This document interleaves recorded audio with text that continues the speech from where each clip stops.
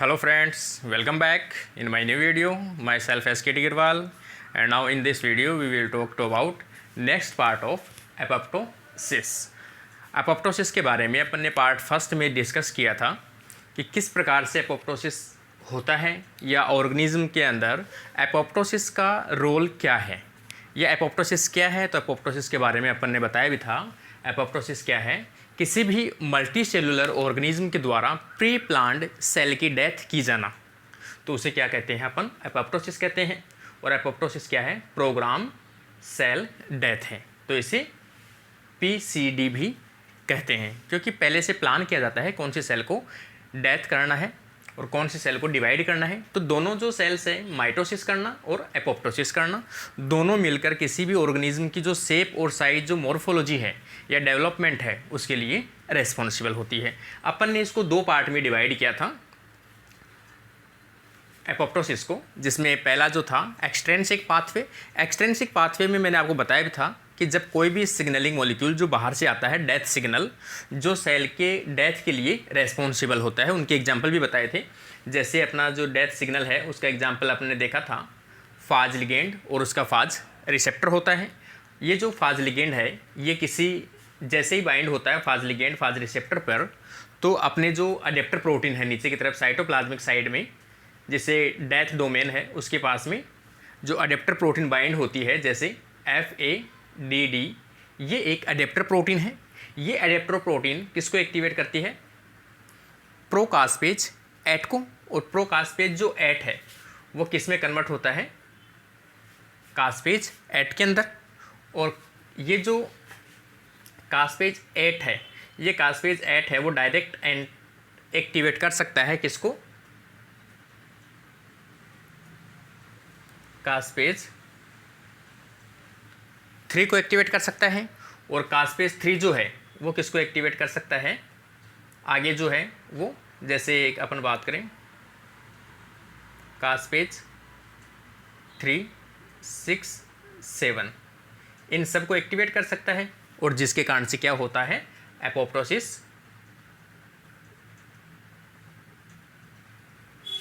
होता है। तो इसका डायरेक्ट जो वैसे देखा जाए एक्सट्रिंसिक पाथवे का, तो एक्सट्रिंसिक पाथवे जो है उसमें क्या क्या चीज़ें इंक्लूड करते हैं अपन? सबसे पहले डेथ जो सिग्नल है वो मॉलिक्यूल आके बाइंड होता है अपने रिसेप्टर के ऊपर। इसका रिसेप्टर है जो साइटोप्लाज्मिक डोमेन है उसका, वो अपने अडेप्टर के साथ में बाइंड होता है। जैसे ही अडेप्टर बाइंड होता है तो वो किसको बाइंड करता है? प्रोकास्पेज 8 को। प्रोकास्पेज 8 है वो एक्टिव फॉर्म में आता है कास्पेज 8 के अंदर। कास्पेज 8 है जो प्रोकास्पेज 3 है उसको एक्टिवेट करता है, जिसके कारण से कास्पेज 3 बनता है। और कास्पेज 3 है जो आगे कास्पेज पाथवे है 3, 6, 7, उनको एक्टिवेट करता है, जिसके कारण से एपोप्टोसिस होता है। ये किस प्रकार का पाथवे था? एक्सट्रिंसिक प्रकार का पाथवे था। लेकिन एक कंडीशन अगर अपन देखें, दूसरी कंडीशन इसमें, तो इसके अंदर कि जो कास्पेज 8 है वो एक्टिवेट कर सकता है बेड प्रोटीन को। बेड प्रोटीन को, ये दूसरा पाथवे, इसी को अपन लिंक कर रहे हैं यहाँ पर कई बार, जो बिड प्रोटीन लिखी होती है, तो बिड प्रोटीन को एक्टिवेट करता है। और ये जो बिड प्रोटीन है वो इनहिबिट करती है जो BCL2 और BCLXL। और ये दोनों जो हैं वो जो आगे दोनों जो ये इनहिबिटर हैं, एपोप्टोटिक एंटी इनहिबिटर एपोप्टोटिक हैं, ये दोनों ब्लॉक करते थे वैसे किसको? बैक्स चैनल को। लेकिन बैक्स चैनल को ब्लॉक नहीं करने के कारण, क्योंकि खुद इनहिबिट हो गए, जिसके कारण से पोटेशियम अंदर एंटर करता है, माइटोकॉन्ड्रिया फट जाता है, माइटोकॉन्ड्रिया से साइटोक्रोम C बाहर आ जाता है। साइटोक्रोम C है अपनी जो प्रोटीन है APF1 से बाइंड होती है, जो प्रोकास्पेज 9 से बाइंड होता है। तो ये जो पाथवे है आगे 3, 7 और आगे चलता रहता है, जिसके कारण से सेल की डेथ होती है, जो अपन ने लास्ट वीडियो के अंदर डिस्कस किया था। अब अपन देखते हैं दूसरा जो पाथवे है, intrinsic pathway.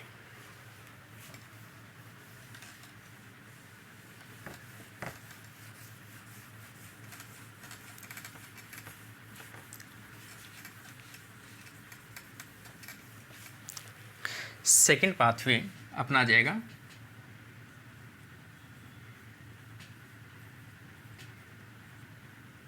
Intrinsic apoptotic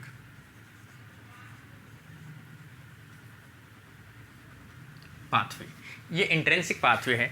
intrinsic pathway के अंदर अपन कहें कि इसमें किसी भी प्रकार का बाहर की तरफ से कोई सिग्नल नहीं मिलता है या किसी प्रकार का कोई लिगेंड मॉलिक्यूल आकर बाइंड नहीं होता है। इसमें सेल के अंदर की तरफ से ही कुछ इंडक्शन मिलते हैं। जैसे सेल के अंदर सर्वाइवल फैक्टर एब्सेंट है, तो सर्वाइवल फैक्टर नहीं है तो सेल क्या होगा, स्ट्रेस कंडीशन में जाएगा, और स्ट्रेस कंडीशन में जाएगा तो जिसके कारण से जो रिएक्टिव ऑक्सीजन स्पीसीज़ है वो बनती है, और रिएक्टिव ऑक्सीजन स्पीसीज़ बनती है जिसके कारण से ये सेल किस में चली जाएगी, एपोप्टोसिस में चली जाएगी। तो इस प्रकार से काफ़ी ऐसे सिग्नल्स होते हैं जो सेल के अंदर इंडक्शन होते हैं या इंड्यूस किए जाते हैं, बाहर से किसी प्रकार का कोई रोल नहीं होता है। तो इसमें दो प्रकार से अपन इसको डिवाइड कर सकते हैं।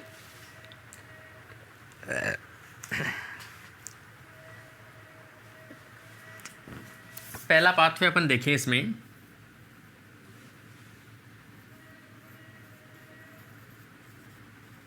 Presence of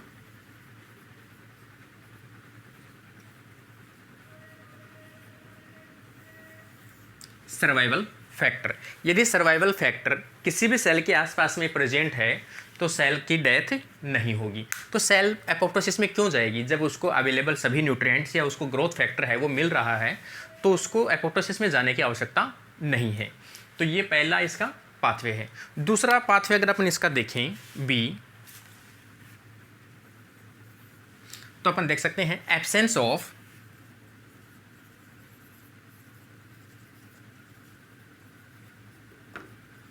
survival factor.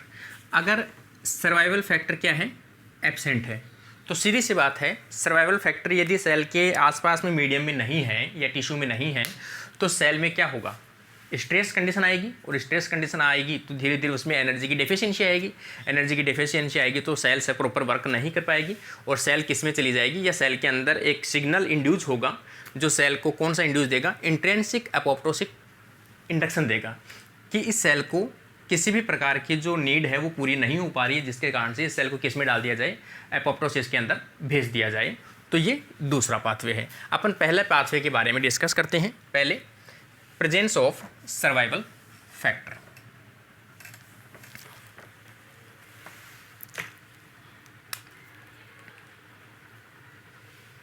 ये मैंने आपको बता भी दिया, सर्वाइवल फैक्टर जब होता है, जैसे अपन बात करें ग्रोथ फैक्टर क्या हो, प्रेजेंट हो सेल के आसपास की बात कर रहे हैं अपन। जैसे सबसे पहले अपन एक मेम्ब्रेन देखते हैं,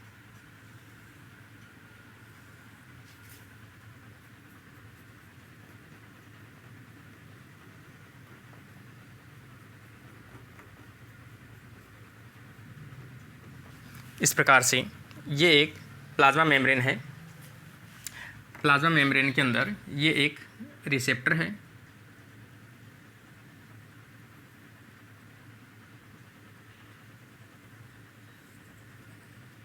ये रिसेप्टर है, और यहाँ पर क्या है, सर्वाइवल फैक्टर है, और ये इसका आ जाएगा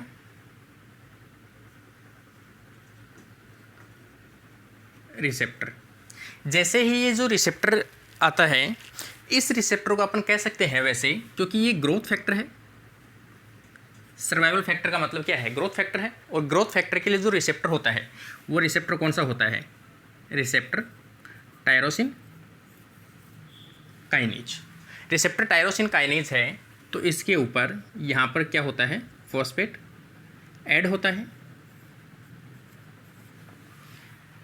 इसके फॉस्फेट ऐड होने के कारण से यहाँ पर ये अदर जो अडेप्टर प्रोटीन है जिसके पास में कौन सा ग्रुप प्रेजेंट हो, जैसे SS2 ग्रुप प्रेजेंट हो, सार्कोमा होमोलॉजी प्रेजेंट हो, तो उस प्रकार की प्रोटीन आकर यहाँ पर बाइंड होती है। ये जो प्रोटीन है वो बाइंड करती है फॉस्फोलाइपेज सी को। फॉस्फोलाइपेज सी जो है वो एक्टिव होती है। फॉस्फोलाइपेज सी जो है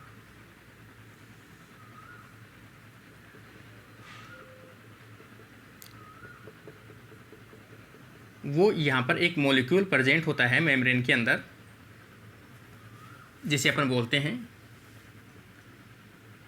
PIP3।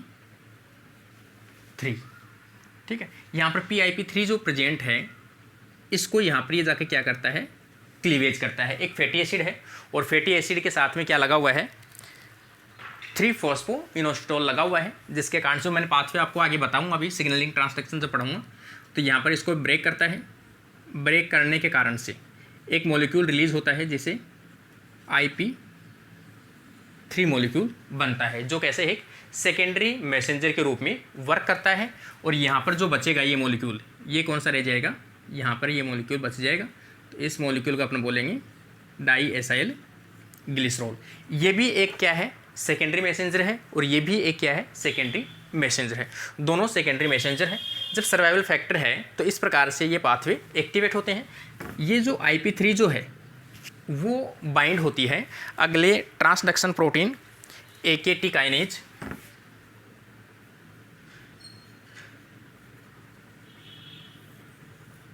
AKT काइनेज प्रोटीन को एक्टिवेट करती है।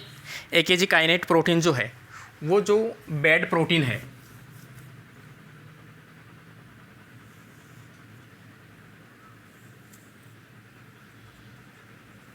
बैड प्रोटीन है, उसके ऊपर क्या करता है, ये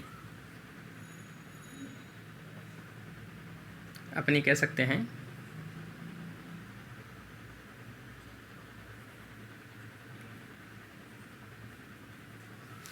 ATP को यूज में लेते हुए यहाँ पर बैड पे फॉस्फेट ग्रुप ऐड करता है, जिसके कारण से बैड जो है वो अपने एक रिसेप्टर पर आकर बाइंड हो जाता है। बैड पहले कैसी कंडीशन में था, फ्री कंडीशन में था, लेकिन जैसे ही इसके ऊपर फॉस्फेट ऐड किया गया है, ये अपनी एक रिसेप्टर के द्वारा बाइंड कर लिया जाता है। यहाँ पर ये जो रिसेप्टर है उसको अपन बोलते हैं 14-3-3। ये इसका क्या है, रिसेप्टर है। किसका, बैड प्रोटीन का रिसेप्टर है। बैड प्रोटीन के साथ जैसे ये रिसेप्टर बाइंड होता है तो अब ये फ्री नहीं रह पाता बैड प्रोटीन, और बैड प्रोटीन फ्री नहीं रह पाता तो ये आगे जाके अपना वर्क नहीं कर पाता। जबकि मैंने बताया भी था कि जो बैड प्रोटीन है वो जो माइटोकॉन्ड्रिया है,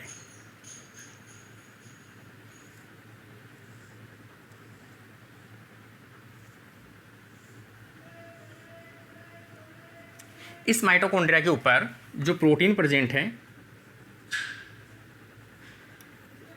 BCL2 और BCLXL, इन प्रोटीन को जाकर ये बैड जो प्रोटीन है, वैसे अगर ये फ्री होता तो यहाँ पर इनको जाकर क्या करता है, ब्लॉक करता।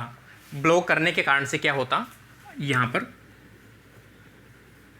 जो बैक्स और बैक ये जो चैनल है वो क्या होता, ओपन हो जाता, और ओपन होने के कारण से यहाँ पर क्या एंटर कर जाता, पोटेशियम एंटर कर जाता, और पोटेशियम एंटर करता तो उसी के साथ में वाटर एंटर कर जाता, और वाटर एंटर करते ही ये क्या होती, माइटोकॉन्ड्रिया फट जाता, क्योंकि वाटर के हाई कंसंट्रेशन के कारण से फट जाता, जिसके कारण से इसके इनर मेम्ब्रेन में जो साइटोक्रोम C है वो क्या होता, रिलीज हो जाता। साइटोक्रोम C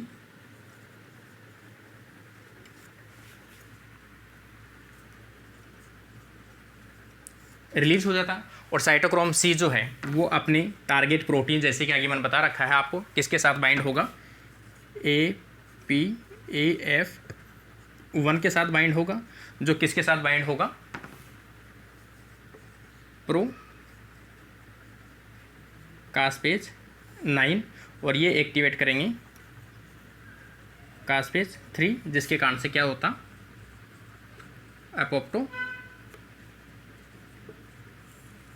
अपोप्टोसिस होता। अगर ये ऐसा होता तो होता, लेकिन अपन ने पहले ही कह दिया प्रेजेंस ऑफ सर्वाइवल फैक्टर, अगर सर्वाइवल फैक्टर है तो सेल एपोप्टोसिस में नहीं जाएगी। तो यहाँ पर ये पाथवे, यहाँ से अपना पाथवे इसमें इंक्लूड नहीं करेंगे। क्यों, बैड प्रोटीन फ्री नहीं है। बैड प्रोटीन फ्री नहीं है तो सेल क्या करती रहेगी, सर्वाइव करती रहेगी, किसी भी प्रकार का इसको क्या इंडक्शन नहीं मिलेगा, एपोप्टोटिक सिग्नल नहीं मिल पाएगा। तो ये अपना पहला पाथवे था, प्रेजेंस ऑफ सर्वाइवल फैक्टर। अब अपन देखते हैं कि अगर सर्वाइवल फैक्टर क्या हो, एब्सेंट हो, तो आगे यही पाथवे एक्टिवेट होगा। जैसे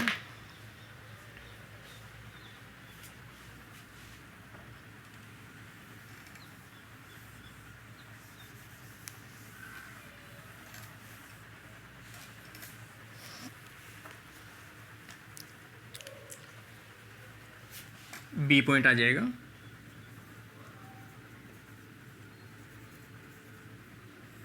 एब्सेंस ऑफ सर्वाइवल फैक्टर। जब सर्वाइवल फैक्टर क्या हो, एब्सेंट हो, तो सर्वाइवल फैक्टर एब्सेंट हो तो सीधी सी बात है, प्लाज्मा मेम्ब्रेन के ऊपर जो रिसेप्टर है इसके ऊपर किसी प्रकार का कोई मॉलिक्यूल या लिगेंड सर्वाइवल फैक्टर बाइंड नहीं होता है। बाइंड नहीं होता है तो यहाँ पर अडेप्टर प्रोटीन है या कोई भी जो है वो भी एक्टिवेट नहीं होती है तो यहाँ पर IP3 protein not form. IP3 protein form नहीं होती है तो बैड प्रोटीन क्या रहती है, फ्री रहती है। और बैड प्रोटीन अगर फ्री रहेगी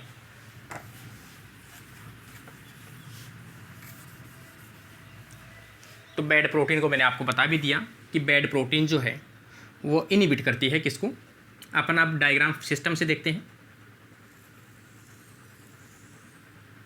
ये माइटोकॉन्ड्रिया है,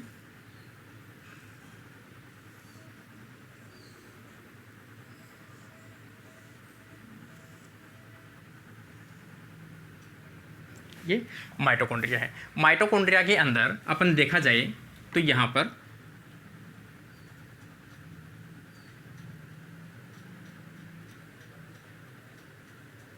कुछ प्रोटीन प्रेजेंट होती है जो एपोप्टोसिस को क्या करती है, रोकना चाहती है। जैसे ये मैंने आपको बताया भी था, BCL2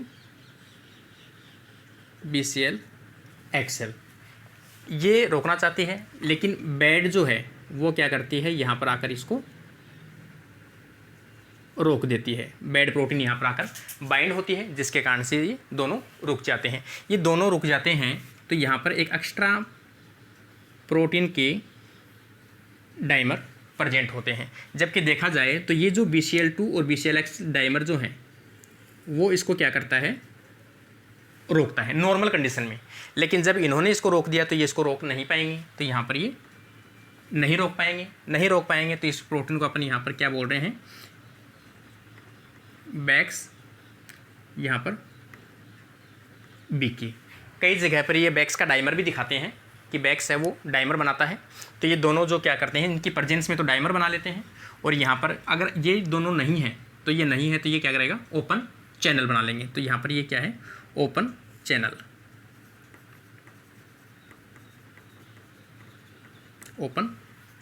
ओपन चैनल होने के कारण से साइटोप्लाज्म से पोटेशियम एंटर करता है। पोटेशियम एंटर करता है तो उसी के साथ साथ में वाटर भी क्या करता है, एंटर करता जाता है। वाटर एंटर करता है तो इसमें वाटर का लेवल धीरे धीरे अधिक होने लगता है और ऑस्मोटिक जो कंडीशन है वो, या पानी का जो लेवल है वो बढ़ती जाता है। ऑस्मोटिक प्रेशर क्या है वो क्या होता है, बढ़ता जाता है।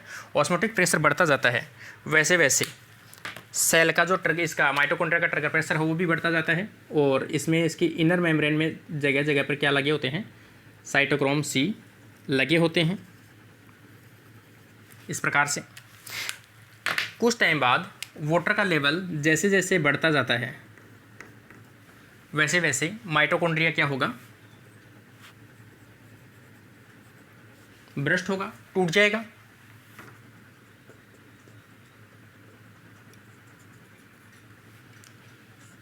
जिसके कारण से साइटोक्रोम C जो है वो साइटोप्लाज्म में आ जाएगा।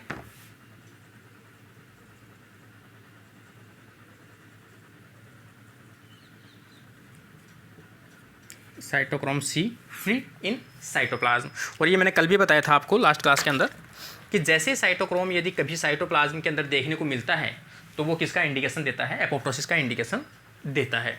अगर नॉर्मल, क्योंकि नॉर्मल कंडीशन में कभी भी जो साइटोक्रोम सी है वो साइटोप्लाज्म में देखने को नहीं मिलता है, वो हमेशा माइटोकॉन्ड्रिया की इनर मेम्ब्रेन के अंदर इलेक्ट्रॉन का ट्रांसपोर्ट करने के लिए रिस्पॉन्सिबल है।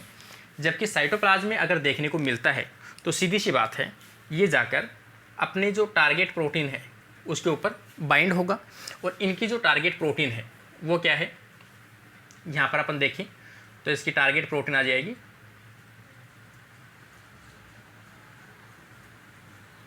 जो एपोप्टोटिक प्रमोटिंग एक्टिवेटिंग फैक्टर 1, इसके साथ में जाकर ये क्या करता है, बाइंड होता है।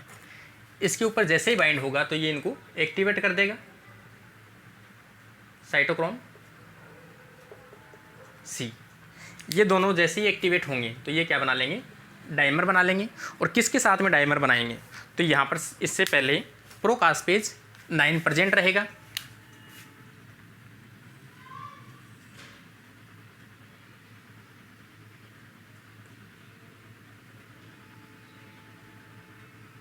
ये प्रोकास्पेज 9 प्रेजेंट रहेगा। इसके ऊपर ये जो है ये आकर इस प्रकार से बाइंड हो जाएंगे और ये इसका साइटोक्रोम सी। इस कॉम्प्लेक्स को, ये कॉम्प्लेक्स जो है वो सेल को इंडक्शन देता है एपोप्टोसिस का, इसलिए इसे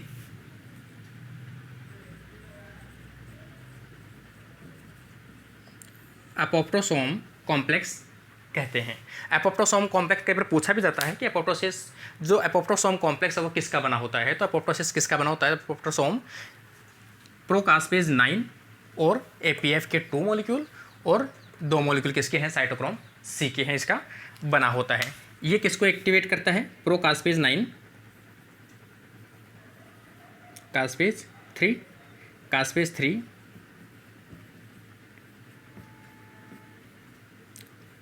और ये क्या करता है, ब्रेक डाउन ऑफ साइटोस्केलेटन, या फिर अपन कह सकते हैं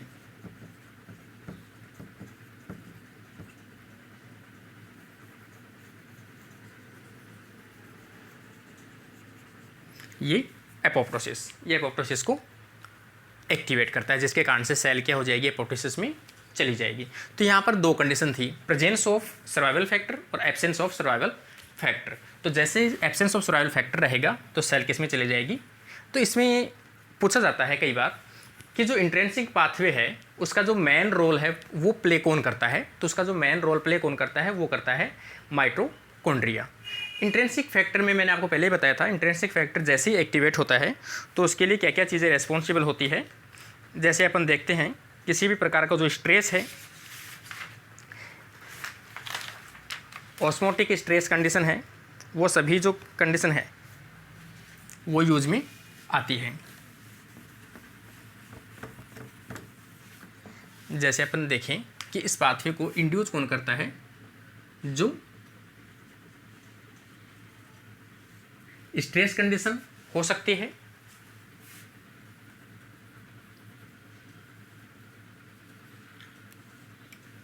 रेडिएशन हो सकती है, या न्यूट्रिशन की डेफिशिएंसी हो सकती है, या एब्सेंस ऑफ ग्रोथ फैक्टर हो सकता है, एब्सेंस ऑफ न्यूट्रिएंट हो सकता है। ये सभी जो है वो कंडीशन कैसी हो सकती है, या अपन ये कह सकते हैं रिएक्टिव ऑक्सीजन स्पीसीज का हाई लेवल हो सकता है, डीएनए डैमेज हो सकता है। ये सभी जो कंडीशन है वो क्या करती है, इंट्रिंसिक पाथवे को एक्टिवेट करती है, जिसके कारण से सेल परमानेंट रूप से कैसे चली जाती है, एपोप्टोसिस में चली जाती है, जिसके कारण से उसकी सेल की क्या हो जाती है, डेथ हो जाती है। इस प्रकार से अपन समझ सकते हैं कि इसमें किस प्रकार से देखा गया है। आगे अगर अपन देखें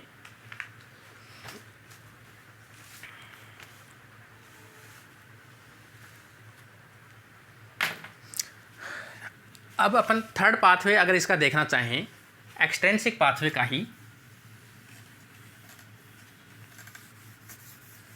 जैसे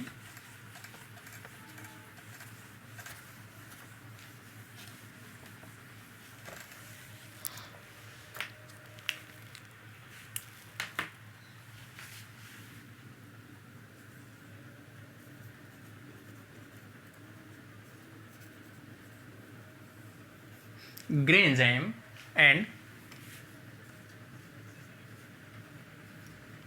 परफोरिन।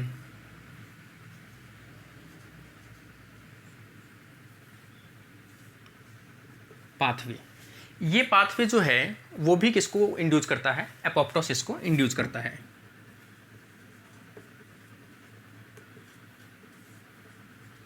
एपोप्टोसिस को इंड्यूस करता है। लेकिन ये जो कंडीशन है, ये पाथवे, ये किस में यूज में आता है? अपने जो डिफेंस मैकेनिज्म है, डिफेंस मैकेनिज्म या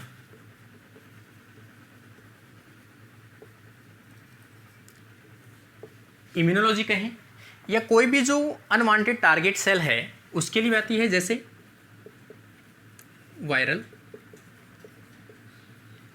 इन्फेक्टेड सेल को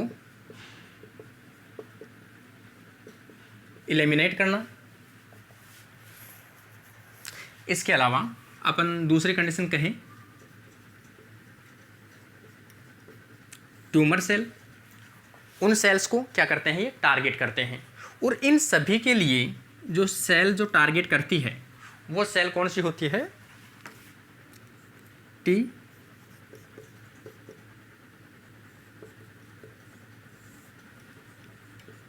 जो सेल होती है, टी साइटोटिक सेल्स जो होती है, जैसे टी लिम्फोसाइट कह सकते हैं अपन।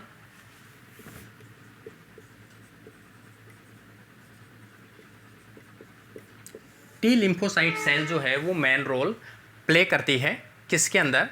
कि इम्यूनोलॉजी के अंदर कोई अनवांटेड सेल्स जो है या मिस सेल है, कोई भी जो गलत सेल है, ट्रांसफॉर्म्ड सेल है, वायरल इन्फेक्टेड सेल्स है, ट्यूमर सेल्स है, उन सेल्स को डैमेज करना या उनको एपोप्टोसिस में डालना, उनको एपोप्टोसिस में भेजना, तो उसके लिए रेस्पॉन्सिबल सेल्स कौन सी है? टी साइटोटिक सेल है। टी साइटोटिक सेल्स में भी अपन देख सें तो जैसे अपन बात करें T helper cell, T helper cell में जैसे अपन बात करें, टी हेल्पर सेल जो है वो इसके अंदर अपन ज़्यादा मेन रोल प्ले करती है ग्रे एंजाइम और परफोरिन के लिए। जैसे अपन एक एग्जांपल देखें कि कोई भी जो ट्रांसफॉर्म्ड सेल है या वायरल इन्फेक्टेड सेल है या कोई भी सेल्स है जो एंटीजन प्रेजेंटिंग सेल है, जैसे इसके अंदर सबसे पहले इन्फेक्शन हुआ वायरस का इन्फेक्शन हुआ, तो इसने वायरस की प्रोटीन को, इसने क्या किया? वायरस की प्रोटीन बनाया अंदर जाके, और ये प्रोटीन जो है वो रिसेप्टर के द्वारा बाहर की तरफ एक्सपोज की गई। किसके द्वारा? MHC मॉलिक्यूल के द्वारा। और MHC मॉलिक्यूल के द्वारा अगर ये बाहर की तरफ एक्सपोज की गई तो इसको किस सेल के द्वारा रिकॉग्नाइज कर दिया जाएगा? टी सेल के द्वारा रिकॉग्नाइज कर लिया जाएगा। तो यहाँ पर ये जो रिसेप्टर है, एक तो ये है यहाँ पर MHC मॉलिक्यूल, और ये कौन सा है? टी सेल रिसेप्टर है। दोनों के बीच में इस प्रकार से एक जंक्शन बनता है, या फिर सेल टू सेल क्या होता है? इंटरेक्शन होता है। और ये जो सेल है टी सेल, इसको पता है कि सामने वाली सेल कैसी है? इन्फेक्टेड सेल है, और इस सेल को कैसा देना है? अपने को एपोप्टोसिस में भेजना है। तो टी सेल जो है वो कुछ मॉलिक्यूल्स रिलीज करती है, जिनमें से कौन से मॉलिक्यूल्स आएंगे? परफोरिन है और ग्रे एंजाइम है। ये क्या करती है? रिलीज करती है, और ये इसके ऊपर सामने वाले सेल के ऊपर क्या करते हैं? टारगेट करते हैं, और सामने वाली सेल के अंदर एंटर कर जाते हैं। सामने वाली सेल में एंटर कर कर उस सेल को क्या करते हैं? ये डैमेज कर देते हैं। इस प्रकार से सामने वाली सेल को ये क्या करते हैं? टारगेट करते हैं। तो ये जो मैकेनिज्म है ग्रे एंजाइम और परफोरिन का, ये अपन देखते हैं टी सेल के द्वारा ये रेस्पॉन्सिबल होता है। तो इसे अपन कह सकते हैं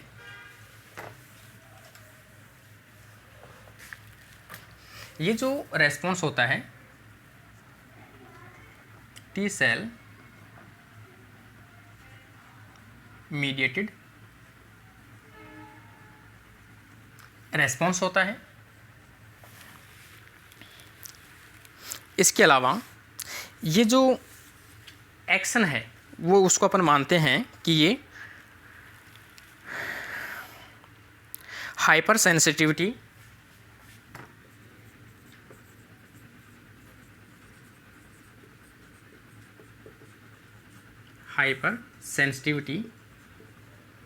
टाइप 4। हाइपर सेंसिटिविटी है कि कोई भी प्रकार के जो एलर्जेनिक मॉलिक्यूल्स हैं जो अपनी बॉडी के अंदर एंटर करता है उसको किस प्रकार से एलिमिनेट किया जाता है या उस सेल को कैसे अपने को डैमेज करना है। तो ये जो पाथवे है हाइपर सेंसिटिविटी टाइप 4, ये पाथवे है वो भी किस में रेस्पॉन्सिबल है, इस पाथवे के अंदर रेस्पॉन्सिबल है। इसमें भी T cell mediated cell responsible होती है। इसमें मैंने आपको बताया भी था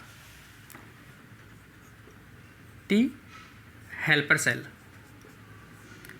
रेस्पॉन्सिबल होती है जिसके अंदर CD8 मॉलिक्यूल देखने को मिलता है, CD8+ मॉलिक्यूल देखने को मिलता है जो किसी भी टारगेट सेल को रिकॉग्नाइज करती है, जिसके कारण से टारगेट सेल को क्या करते हैं,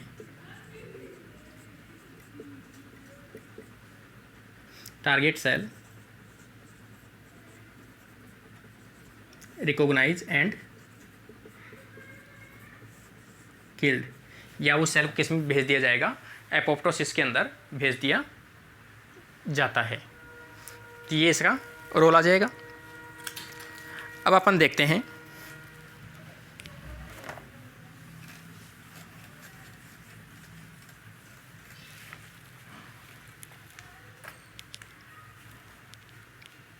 ये कौन सा पाथवे यूज में लेते हैं, दे यूज एक्सट्रेंसिक पाथवे, क्योंकि ये मैंने बताया भी आपको जो सिग्नल है वो कहाँ से मिल रहा है, बाहर से मिल रहा है, ये सिग्नल भी बाहर से मिल रहा है। तो ये कैसे प्रकार का पाथवे है, ये एक्सट्रेंसिक प्रकार का पाथवे है जिसमें जो सिग्नल है वो बाहर की तरफ से मिलता है। और सेल्स रेस्पॉन्सिबल सेल्स कौन सी है, साइटोटिक सेल्स रेस्पॉन्सिबल है। इसमें अपन देखें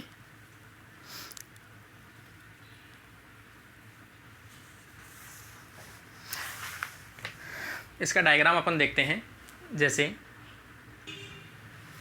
इस प्रकार से अपन देखते हैं कि कोई भी एक जो टी लिम्फोसाइट है या टी साइटोटिक सेल है या साइटोटिक सेल की अपन बात करें, वो सेल जैसे ही किसी भी टारगेट सेल से या कोई इन्फेक्टेड जो सेल है जो एंटीजन को क्या कर रहा है, प्रेजेंट कर रहा है, यहाँ पर क्या है, एंटीजन है, इस सेल को अपन क्या कह सकते हैं, एंटीजन प्रेजेंटिंग सेल कहते हैं। एंटीजन प्रेजेंटिंग जो सेल है वो क्या है, उसमें क्या प्रेजेंट होता है, MHC मॉलिक्यूल प्रेजेंट होता है। MHC मॉलिक्यूल के द्वारा वो क्या करता है, एंटीजन को प्रेजेंट करता है। इस एंटीजन को प्रेजेंट करते ही इसमें जो टी सेल रिसेप्टर के द्वारा क्या किया जाता है, इसको रिकॉग्नाइज किया जाता है। जैसे ही रिकॉग्नाइज किया जाता है तो यहाँ से इस रिसेप्टर के द्वारा क्या देता है, अंदर की तरफ सिग्नल दिया जाता है, जिसके कारण से इसकी जो ग्रेन्यूल्स है वो ग्रेन्यूल्स बाहर की तरफ आकर फट जाती है प्लाज्मा मेम्ब्रेन के किनारे पर आकर।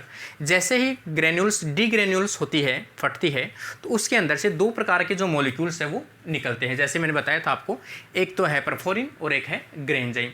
परफोरिन का जो वर्क है वो तो है टारगेट सेल के प्लाज्मा मेम्ब्रेन के अंदर पोर का फॉर्मेशन करना। तो सबसे पहले जो परफोरिन है वो आगे की तरफ क्या करती है, यहाँ पर पोर का फॉर्मेशन करती है। जैसे ये प्लाज्मा मेम्ब्रेन में पोर बना दिया, इन पोर से होते हुए जो ग्रे एंजाइम जो हैं वो ग्रे एंजाइम एंटर करते हैं किसमें, टारगेट सेल के अंदर। ग्रे एंजाइम यहाँ पर दो प्रकार के दिखाए गए हैं, ग्रे एंजाइम ए और ग्रे एंजाइम बी। यहाँ पर जो ग्रे एंजाइम बी है वो ज़्यादा इम्पोर्टेंट है और वो माइटोकॉन्ड्रिया से होते हुए सेल को एपोप्टोसिस तक पहुँचाता है। लेकिन जो बी है वो डायरेक्ट, ये जो ए है वो डायरेक्ट उसका फंक्शन अपन देखें, डायरेक्ट ग्रे एंजाइम ए जो है वो क्या करता है, माइटोकॉन्ड्रिया के ऊपर जाकर अटैक करता है और माइटोकॉन्ड्रिया में रिएक्टिव ऑक्सीजन स्पीसीज़ का फॉर्मेशन करता है। रिएक्टिव ऑक्सीजन स्पीसीज़ अपन जानते भी हैं कि जो रिएक्टिव ऑक्सीजन स्पीसीज़ है उस प्रकार की जो है वो बनती है। तो रिएक्टिव ऑक्सीजन स्पीसीज़ है वो माइटोकॉन्ड्रिया को तो डैमेज करती ही करती है, उसके साथ साथ जो एंडोप्लाज्मिक रेटिकुलम उनको भी डैमेज कर देती है। उसी के साथ उसके पास में क्या होता है, न्यूक्लियस होता है। न्यूक्लियस की जो मेम्ब्रेन है उनको डैमेज करते हुए डीएनए को डैमेज कर देती है, जिसके कारण से डीएनए का क्या हो जाता है, फ्रेगमेंट हो जाता है और सेल किसके अंदर चली जाती है, एपोप्टोसिस के अंदर चली जाती है। सेम इसी प्रकार से अपन ग्रे एंजाइम बी का रोल देखते हैं कि ग्रे एंजाइम भी क्या रिलीज करती है या क्या बनाती है, रिएक्टिव ऑक्सीजन स्पीसीज का फॉर्मेशन करती है। रिएक्टिव ऑक्सीजन स्पीसीज जो है वो बीड प्रोटीन को एक्टिवेट करती है, या बीड प्रोटीन जो है वो जो जीटी बीड प्रोटीन है उसको एक्टिवेट करते हैं। ये जो प्रोटीन्स है वो किसको इनहिबिट करते हैं, BCL2 और BCL XL दोनों क्या है, एंटी एपोप्टोटिक प्रोटीन है। इन दोनों को ये क्या करती है, इनहिबिट करती है। इन दोनों को इनहिबिट करने के कारण से ये दोनों जो हैं वो इसको जाकर ब्लॉक नहीं कर पाएंगी।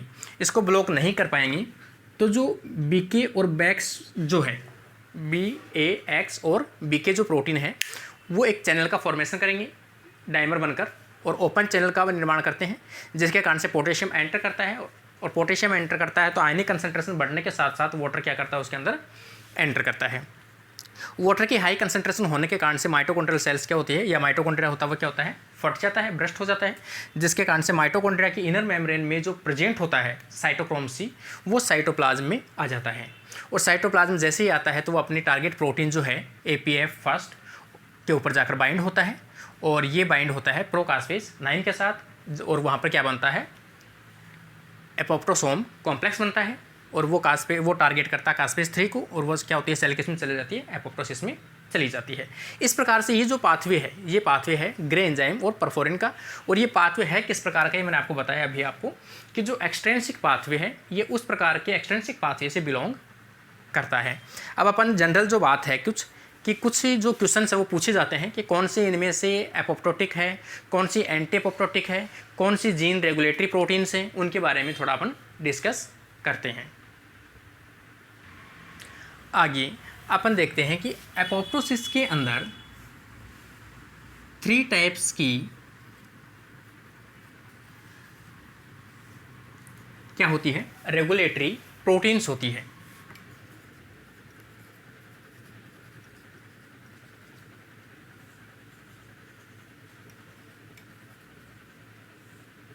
रेगुलेटरी प्रोटीन्स होती है।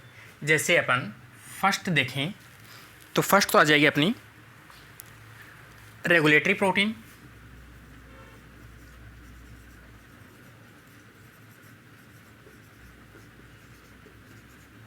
Regulatory protein. सेकेंड आ जाएगी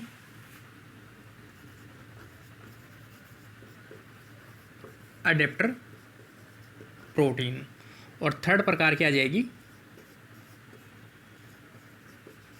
इफेक्टर प्रोटीन। 3 प्रकार की प्रोटीन है, ये अडेप्टर है, ये रेगुलेटरी है और ये इफेक्टर है। इफेक्टर तो लास्ट वाली प्रोटीन्स होती है जो टारगेट देती है, कौन सी, टारगेट सेल्स को देता है, एपोप्टोसिस का सिग्नल देता है। इसको सिग्नल कौन देता है, अडेप्टर देता है। और अडेप्टर को कंट्रोल कौन करता है, तो रेगुलेटरी प्रोटीन कंट्रोल करती है। जैसे अपन एग्जाम्पल देखें, सबसे पहले C एलिगेंस जो मॉडल है एपोप्टोसिस का, उसके अंदर अपन देखते हैं। सबसे पहले अपन देखते हैं रेगुलेटरी प्रोटीन्स कौन सी है। तो इसके अंदर रेगुलेटरी प्रोटीन जो है CED,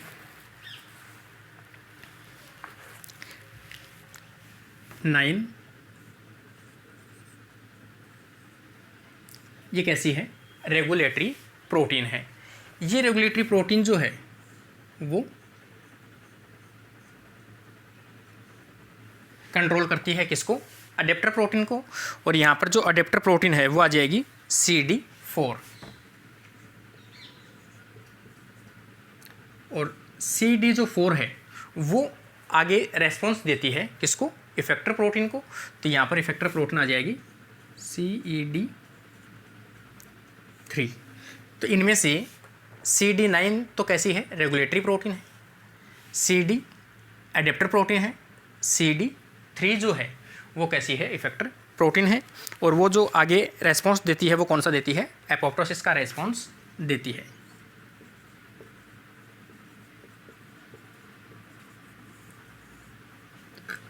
एपोप्टोसिस का रेस्पॉन्स देती है। आगे अपन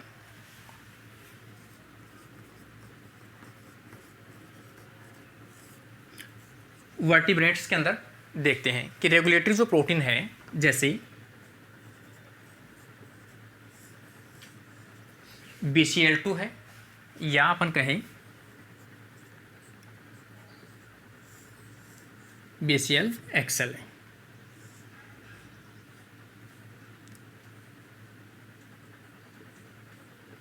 ये इनहिबिट जो करती है, उसकी जो अडेप्टर प्रोटीन है, वो अडेप्टर प्रोटीन कौन सी आ जाएगी? तो यहाँ पर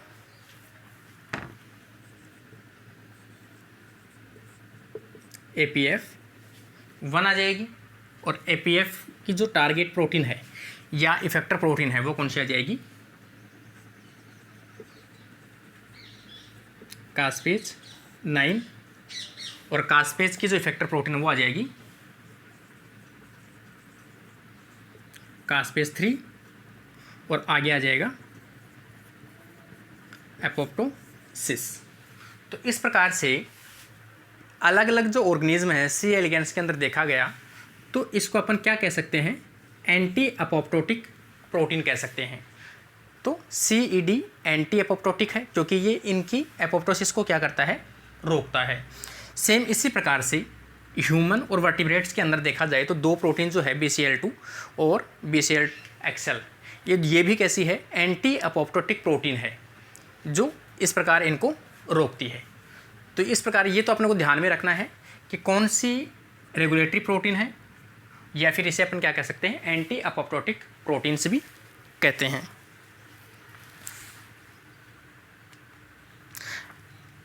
आगे अपन देखें, इनमें से अपोप्टोटिक जीन है वो कौन से हैं?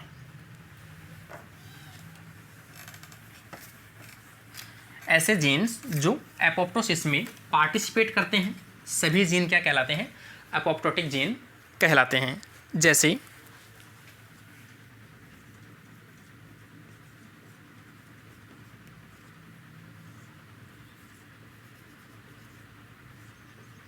एपोप्टोटिक जीन के बारे में अपन देखें तो जैसे BAX बैक्स आ जाएगा, इसके अलावा BAD बैड आ जाएगा, इसके अलावा BID BAK BCL2 BCL-XL, ये सब कैसे हैं? एपोप्टोटिक जीन से रिलेटेड जीन है या प्रोटीन को कोड करते हैं। इनमें से अगर अपन देखें एंटी अपोप्टोटिक कौन सी हुई? ये दोनों जो प्रोटीन है, ये दोनों एपोप्टोसिस को क्या करती है? रोकती है। तो ये दोनों कैसी है? एंटी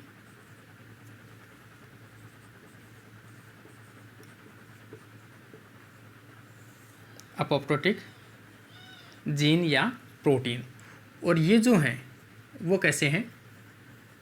प्रो एपोप्टोटिक जीन, जो एपोप्टोसिस के लिए कैसे हैं? रेस्पॉन्सिबल हैं। तो इनमें से आपको याद रखना है कि प्रो एपोप्टोटिक जीन कौन से हैं या कौन सी प्रोटीन्स हैं, और एंटी एपोप्टोटिक जीन या प्रोटीन्स कौन सी हैं, ये भी अपने को ध्यान में होना चाहिए। आगे अपन देखते हैं कि अगर इन जीन के अंदर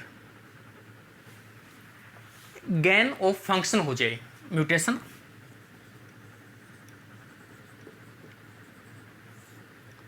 हो जाए, म्यूटेशन होने के कारण से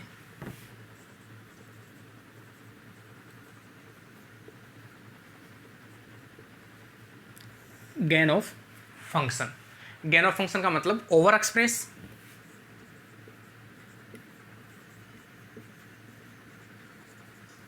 और ये ओवर एक्सप्रेस होगा। ये जितने ज़्यादा ओवर एक्सप्रेस होंगे उतने ही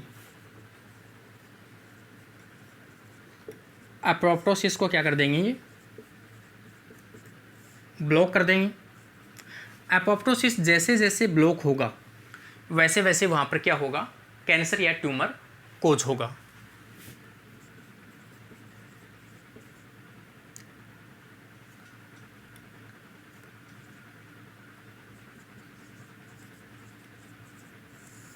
यहाँ पर क्या होगा, ट्यूमर इंड्यूस होगा।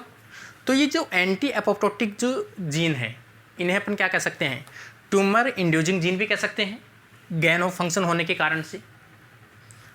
या फिर ये जो प्रोटीन है अगर अपना लॉस ऑफ फंक्शन कर दे, इनके अंदर म्यूटेशन हो जाए और ये लॉस ऑफ फंक्शन हो जाए, ये अपना प्रॉपर वर्क नहीं कर पाते हैं, तो ये जो हैं वो अपना प्रॉपर वर्क करेंगे, जिसके कारण से सेल सब अपोप्टोसिस में नहीं जाएगी, और सेल अपोप्टोसिस में नहीं जाएगी तो भी क्या होगा, म्यूटेशन का कोज मतलब ट्यूमर का कोज होता है। तो ये सभी एपोप्टोटिक जो सेल्स है या एंटी एपोप्टोटिक जो जीन है वो कहीं ना कहीं ट्यूमर या कैंसर के लिए रेस्पॉन्सिबल जीन होते हैं।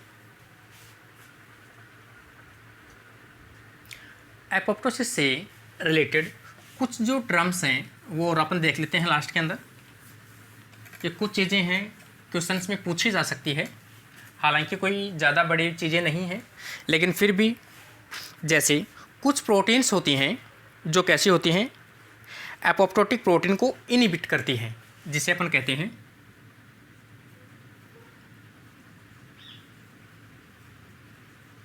इनहिबिटर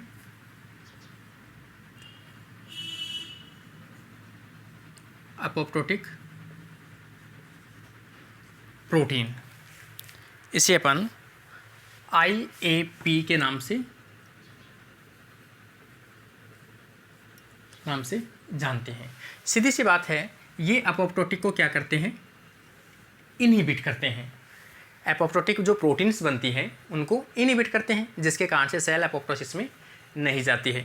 लेकिन उस टाइम पे जो माइटोकॉन्ड्रिया है वो एक विशेष रोल प्ले करता है, जो किसको इनहिबिट करता है, इस प्रकार की जो प्रोटीन है उनको इनहिबिट करता है और एपोप्टोसिस को क्या करता है, इंड्यूस करता है। जैसे एपोप्टोसिस को रोकने वाला, जैसे जिनके अपन इसकी बात करें प्रोटीन्स की, जैसे ये कैसा है, एपोप्टोसिस को रोकने वाला जीन है। क्यों, ये बेड का कैसा है, रिसेप्टर है, बताया भी था मैंने आपको। ये जो है वो बेड का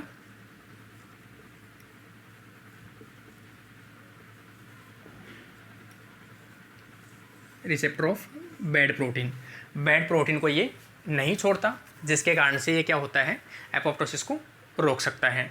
इसके अलावा माइटोकॉन्ड्रिया के अंदर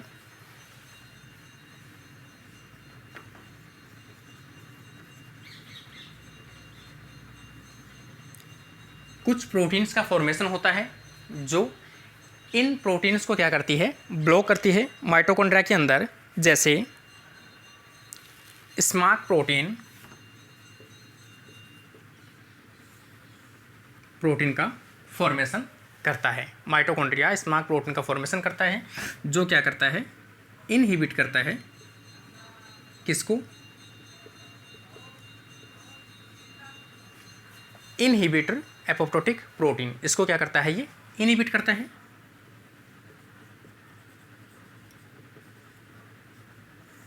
इनहिबिट करता है, जिसके कारण से सेल किस में चली जाती है, एपोप्टोसिस के अंदर चली जाती है।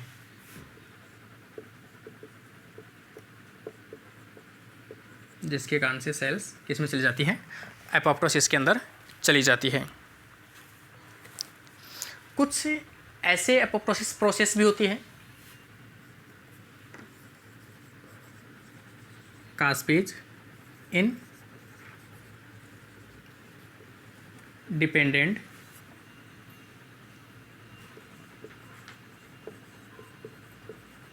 एपोप्टोसिस पाथवे, जिनके अंदर कास्पेज की कोई आवश्यकता नहीं होती है, फिर भी वो सेल्स किस में चली जाती है, एपोप्टोसिस में चली जाती है। जैसे अपन कुछ प्रोटीन का एग्जांपल देखें, जैसे एंडोन्यूक्लिएज जी, एग्जांपल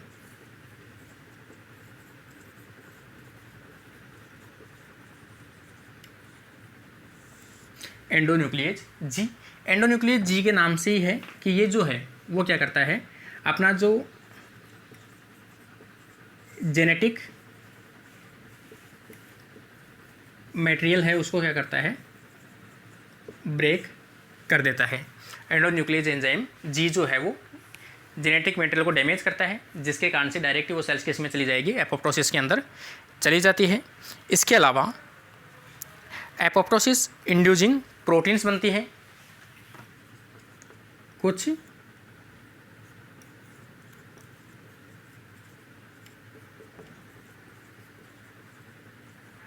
इंड्यूसिंग प्रोटीन्स बनती है, जो भी क्या कर सकती है, डायरेक्ट ही एपोप्टोसिस को इंड्यूस करती है। और ये जो दोनों कंडीशन हैं, ये दोनों कंडीशन अपन कह सकते हैं न्यूक्लियर मेम्ब्रेन डैमेज करते हैं। इसके अलावा जेनेटिक जो मटेरियल है उसको डैमेज करते हैं, या फिर न्यूक्लियर मेम्ब्रेन के नीचे जो लेमिन प्रोटीन है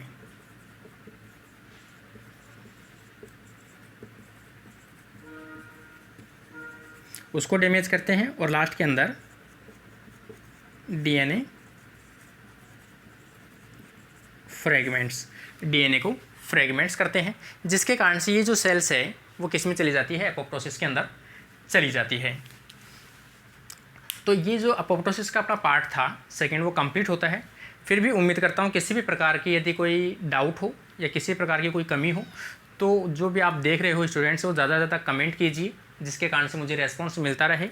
और किसी भी प्रकार की डाउट है वो भी आप कमेंट बॉक्स में कमेंट कर सकते हैं। अपने फ्रेंड्स को ज़्यादा से ज़्यादा वीडियो को शेयर कीजिए ताकि सभी को ये जो वीडियो है वो यूज में आ सके। इसके अलावा जैसे कुछ स्टूडेंट्स के कहने पर अपन देखते हैं कि मैं आपको टाइम सेशन बताऊंगा जिस टाइम पे मैं लाइव आऊँगा, और लाइव के साथ में आपको कुछ जो पूछना है वो आप लाइव में पूछ सकते हो, किसी भी प्रकार से टॉपिक से रिलेटेड हो या फिर एक विशेष टॉपिक को लेकर अपन लाइव सेशन में बात करेंगे, जो अगले मैं किसी एक वीडियो के अंदर बताऊंगा कि कब लाइव आता हूं या लाइव आऊँगा मैं आपके लिए। लेकिन जो भी स्टूडेंट्स लाइव के साथ में पढ़ना चाहते हैं वो कमेंट में, इस वीडियो के साथ में कमेंट में ज़रूर कमेंट करें, जिसके कारण से मुझे पता लगे कितने स्टूडेंट्स ऐसे हैं जो लाइव सेशन में कुछ पढ़ना चाहते हैं। तो ज़्यादा से ज़्यादा कमेंट में बताएं। Thank you friends.